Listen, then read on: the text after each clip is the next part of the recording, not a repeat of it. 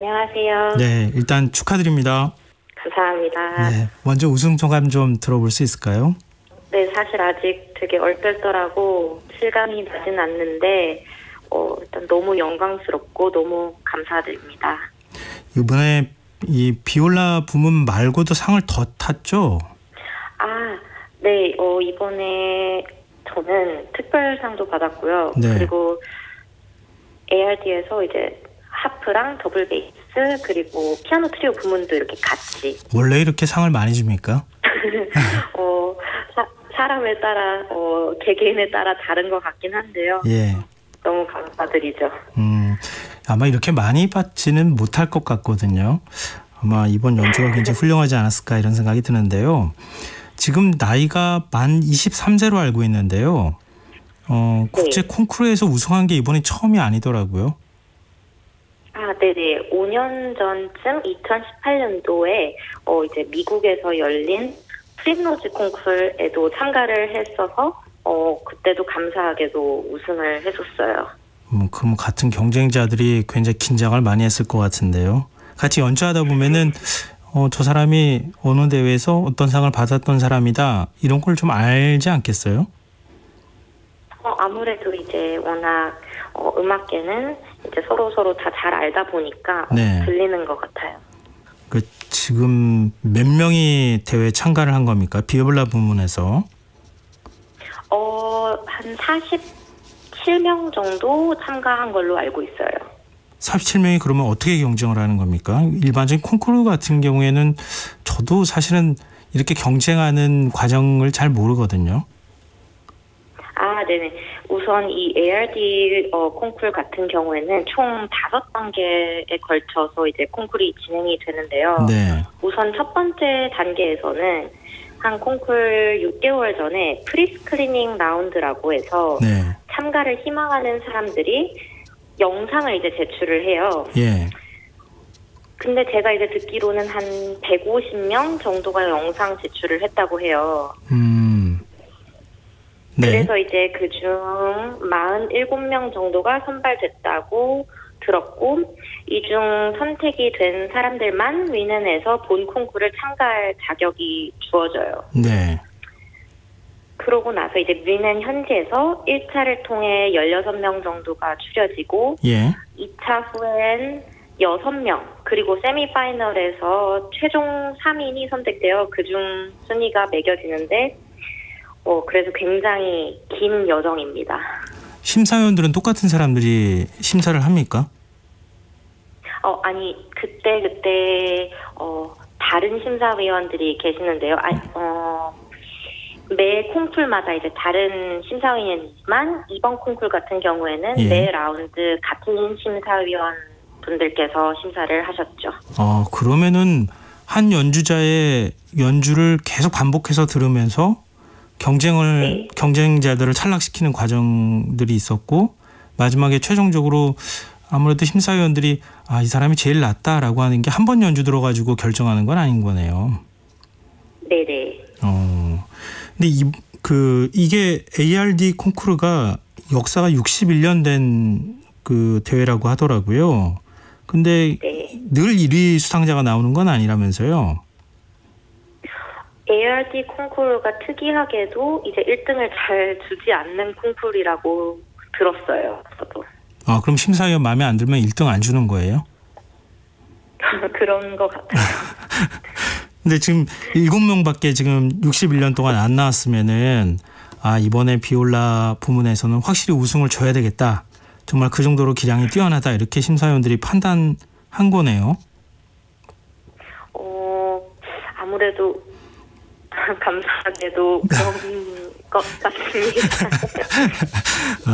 우승하신 분한테 이런 얘기를 계속 캐무니까 제가 오히려 조금 이상한 느낌이 드는데요. 아무래도 객관적으로 굉장히 훌륭한 연주였다 이렇게 판단을 했을 거라고 믿고 싶습니다. 근데 지금 석사 과정도 마쳤다고 들었거든요. 근데 아까 나이를 얘기하다 보니까 우리나라에서 이제 대학 졸업할 나이인데 어떻게 석사 과정을 벌써 마쳤습니까? 석사 과정을 제가 많이 일찍 한 건 아니지만 살짝 일찍 하긴 했는데요. 이제 제가 13살 때부터 미국 필라델피아에 있는 커티스 음악원에 재학을 했는데, 이제 그곳이 아무래도 대학생들과 함께 배우는 곳이라서 그때부터 대학 과정을 조금 일찍이 받았다고 생각하시면 될 것 같아요. 그래서 13살에 대학을 갔어요? 네. 13살에 대학생들하고 같이 배웠어요? 네, 함께 이제 오케스트라도 하고 수업도 받고, 네, 그랬습니다. 그러면은 비올라를 배우기 시작한 건 그보다 훨씬 더 어린 나이겠네요? 한 8살 때부터 시작했던 것 같아요. 그럼 음악 영재셨네요. 그러니까 국내에서 비올라를 배우고 굉장히 연주를 뛰어나게 한다, 이렇게 생각해서 빨리 유학을 보내자, 이렇게 결정한 겁니까? 제가 워낙에도 이제 미국에서도 살았던 경험이 있고 해서 다양한 경험을 해보고 싶어서 일찍이 유학을 선택했던 것 같아요. 그러면서 결국은 대학도 일찍 들어가고 석사과정도 일찍 밟는 이런 코스를 다 밟아오셨다, 이렇게 볼 수 있겠는데요. 이번에 결선 무대에서 연주한 곡이 혹시 어떤 곡이었습니까? 이번 결선 무대에서는 예. 월튼 비올라 콘체르토를 연주했습니다. 이게 개인적으로 좀 특별한 의미가 있는 곡입니까? 제가 비올라 콘체르토 중 가장 좋아하는 곡이기도 하고, 예. 가장 자신 있는 곡이기도 해요. 결선 무대에서 연주 딱 끝내고 난 다음에 내가 우승하겠다, 이렇게 생각이 드셨어요? 콩쿨이라는 특수한 상황이다 보니까 그런 확신은 솔직히 못했고요. 예. 그냥 최선을 다했고, 그래서 후회는 없었습니다. 혹시 심사위원들이 연주 끝나면 어떤 부분이 훌륭했다, 이런 점들은 설명을 혹시 해줍니까? 공개적으로 이제 관객분들께는 설명을 안 해드리고요. 예. 이제 개인적으로 이제 심사위원분들과 말씀을 나누면 그때 말씀을 해주세요. 그게 뭐라고 얘기를 해주시던가요? 굉장히 개성 넘치고 연주자의 색깔이 돋보이는 연주였다고 말씀을 해주셨어요. 이게 연주자 입장이 돼보질 않아서 어떤 점들이 개성이 있다고 말하는지 참 감이 안 오긴 하는데요. 이렇게 해석이라는 게 있는 거잖아요. 음악은 악보는 네네. 똑같다고 하더라도, 그러니까 나름 그렇죠. 곡을 여러 가지 방식으로 해석을 연주자들마다 하지 않겠습니까? 네. 그러면은 이예수 연주자는 어떤 방식으로 해석하려고 하셨던 거예요? 곡의 이해를 먼저 시작해서 이제 작곡가에 대해서도 많이 찾아보고 작곡가의 다른 곡들도 들어보고, 우선 저는 악보를 굉장히 오랫동안 들여다보는 편이어서 그러다가 이제 단서들을 하나씩 추려서 그거를 저만의 노래, 저만의 음악으로 만들려고 하는 편이에요. 이게 참 연주라는 게 굉장히 어려운 것 같아요. 보니까 우린 똑같은 걸 노래를 부른다 하더라도 다 사람마다 느낌이 다른 것처럼 연주자들마다 다 연주하는 게 다르지 않겠습니까? 근데 그런 면에서는 굉장히 고민이 많았을 것 같다, 이런 생각이 좀 드네요. 근데 연주자들은 악기도 굉장히 중요하잖아요. 네. 이제 콩쿠르 직전에 악기를 지원받으셨다고요?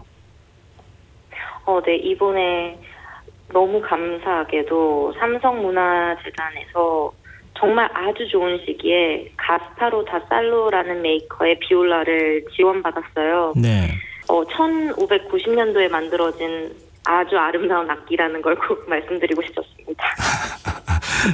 아니 근데 연주자들이 이렇게 악기를 익숙하게 자기한테 맞추는 과정도 시간이 좀 필요하지 않나요?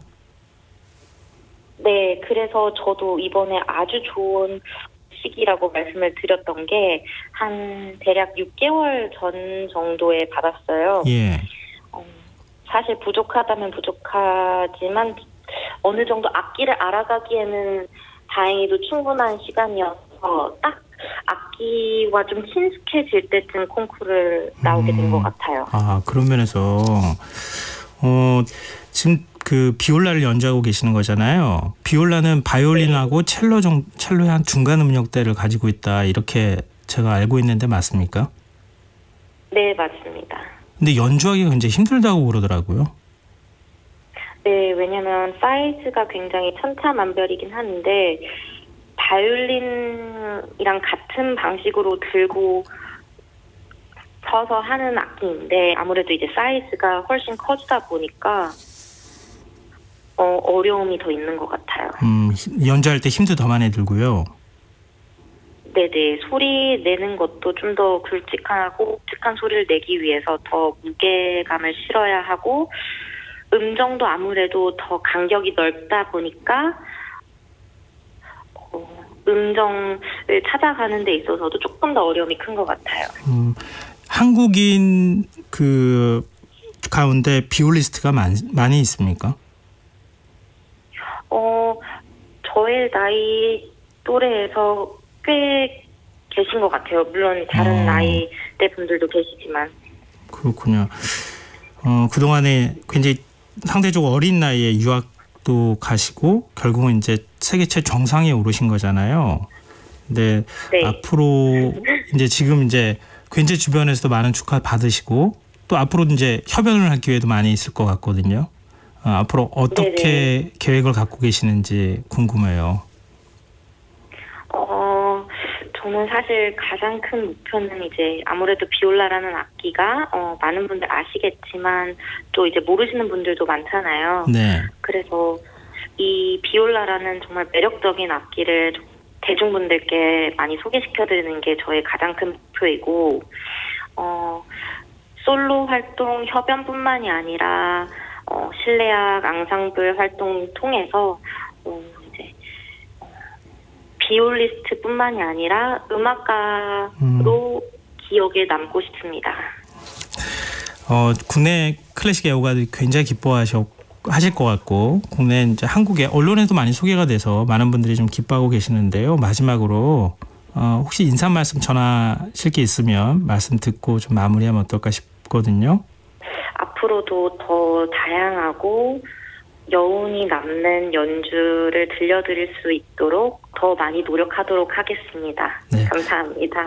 지금 어디 계시는 거예요? 지금은 뮌헨에서 남은 일정을 마무리하고 있습니다. 네, 뮌헨에서 앞으로 이제 연주하시는데 건강 관리도 굉장히 필요할 것 같고요. 자기 관리도 굉장히 힘들 텐데 앞으로 좋은 연주 많이 보여주셨으면 좋겠습니다. 오늘 다시 한번 우승 축하드린다는 말씀드리고요. 여기서 마무리하겠습니다. 고맙습니다. 감사합니다. 네, 지금까지 ARG 국제음악 콩쿠르 비올라 부문 우승자 이혜수 비올리스트였습니다.